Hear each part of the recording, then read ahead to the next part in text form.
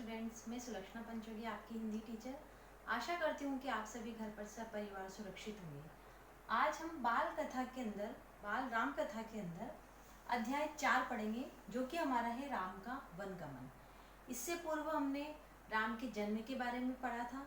उसके बाद हमने उनके विवाह अर्थात स्वयंवर के बारे में पढ़ा।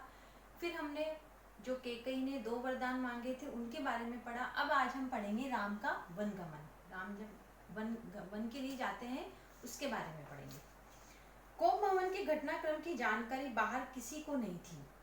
सारी रात राजा दशरथ कैकेयी को समझाते रहे, पर वह अपनी जिद पर अड़ी रही। नगरवासी राज्याभिषेक की तैयारी में जुटे थे। हर व्यक्ति शुभ घड़ी की प्रतीक्षा में था। महामंत्री सुमंत कुछ असहज थे, उनको कुछ गलत लग रहा था। महर्षि ने सुमंत को राजभवन भेजा। सारी तैयारियां हो चुकी थी, महाराज का आना शेष था। राम को वनवास। कैकेयी के महल की ओर जाते हुए सुमंत को अनजान डर ने घेर लिया। उनको कुछ ऐसा अंदाजा हुआ कि कुछ गलत हो रहा है। सुमंत ने देखा कि राजा दशरथ पलंग पर पड़े हैं। कैकेयी ने सुमंत से कहा कि महाराज बाहर निकलने से पहले राम से बात करना चाहते हैं। दशरथ ने बहुत क्षीण स्वर में राम को बुलाने का आदेश दिया, बहुत धीरे स्वर में। सुमंत राम को बुला लाए। लक्ष्मण भी साथ थे। दोनों भाई विस्मित थे, हैरान थे वो देखकर कि उनके पिता इस प्रकार की अवस्था में थे। लोग समझ नहीं पा रहे थे कि महाराज ने उन्हें क्यों बुलाया है। महल में पहुंचकर राम ने पिता को प्रणाम किया। राम को देखते ही राजा दशरथ बेसुध हो गए, अर्थात बेहोश हो गए। जब उन्हें होश आया तब वे कुछ बोल नहीं पाए। कैकेयी ने राम को बताया कि महाराज दशरथ ने मुझे 2 वरदान दिए थे। मैंने वे 2 वरदान मांगे हैं। मैं चाहती हूँ कि राज्याभिषेक भरत को हो और तुम 14 वर्ष के वनवास के लिए जाओ।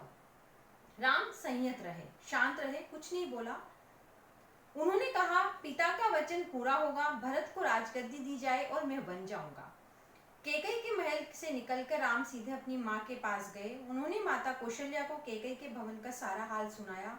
लक्ष्मण क्रोध से भर गए। राम ने उन्हें शांत किया। इतनी बातें सुनने के बाद भी राम को कभी क्रोध नहीं आया, वह शांत रहे। राम का वनगमन का निर्णय। राम वनगमन को भाग्य का उलटफेर मानते थे, पर लक्ष्मण इसे कायरों का जीवन मानते थे। लक्ष्मण ने राम से कहा, आप बाहुबल से अयोध्या का राज सिंहासन छीन ले। आप युद्ध करके अपनी बाहुबल से, आप अपनी शक्ति के माध्यम से वो सिंहासन छीन ले। राम बोले, अधर्म का सिंहासन मुझे नहीं चाहिए, मैं वन जाऊंगा। कौशल्या ने राम के साथ वन जाने की इच्छा प्रकट की, पर राम ने कहा, माँ, वृद्ध पिता को आपके सहारे की आवश्यकता है। कौशल्या भवन से निकलकर राम सीता के पास पहुंचे। सारा हाल बताकर उसे विदा मांगी, पर सीता ने कहा, मेरे पिता का आदेश है कि मैं छाया की तरह हमेशा आपके साथ रहूं। राम को सीता की बात माननी पड़ी। लक्ष्मण भी वहां आ गए। सीता माता ने बोला कि मेरे पिता ने जब मेरा विवाह हुआ था तब उन्होंने कहा था कि तुम अपने पति के साथ अर्थात राम के साथ छाया की तरह रहना, चाहे वो किसी भी प्रकार के दुख में हो तो भी उनके साथ रहना, सुख में तो वो तुमको रखेंगे इसी, लेकिन उनको दुख में उनका साथ नहीं छोड़ना। तो सीता माता ने की इच्छा उन्होंने प्रकट की कि वे भी उनके साथ वनगमन को जाएंगी। वह भी साथ जाने को तैयार थे, लक्ष्मण भी साथ जाने को तैयार थे। राम के वन जाने का समाचार पूरे नगर में फैल गया। नगरवासी दशरथ और कैकेयी को धिक्कारने लगे। नगर के वासी थे, अयोध्या वासी जो थे, वो दशरथ को और कैकेयी को धिक्कारने लगे, उनको कोसने लगे कि कैसे माता पिता है जो श्री राम, जिनके दशरथ जी जो जिनको बहुत प्रिय थे, वो उनको इतने परेशानी में देखना चाह रहे हैं। राम लक्ष्मण वन जाने से पहले पिता का आशीर्वाद लेने गए। महाराजा दर्द से कहा रहे थे, वो दर्द से, उनको दर्द हो रहा था, वो पीड़ा में थे, वह करा रहे थे। राम को कक्ष में आया देख महाराज दशरथ उठकर बैठ गए।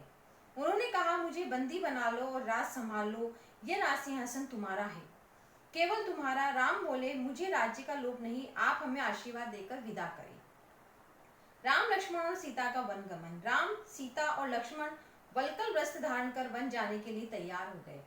सीधे साधे वन के कपड़े थे, वह कपड़े पहनकर, वो जो उन्होंने आभूषण पहन रखे थे, जो उन्होंने उसके अयोध्या नगरी के जो राजमहल के जो उन्होंने वस्त्र पहने थे, उनका त्याग करके उन्होंने सीधे साधे वन के वाले कपड़े जो साधु महाराज पहनते हैं, साधु, और इस तरह के वस्त्र उन्होंने धारण किए, वह पहनकर चले गए।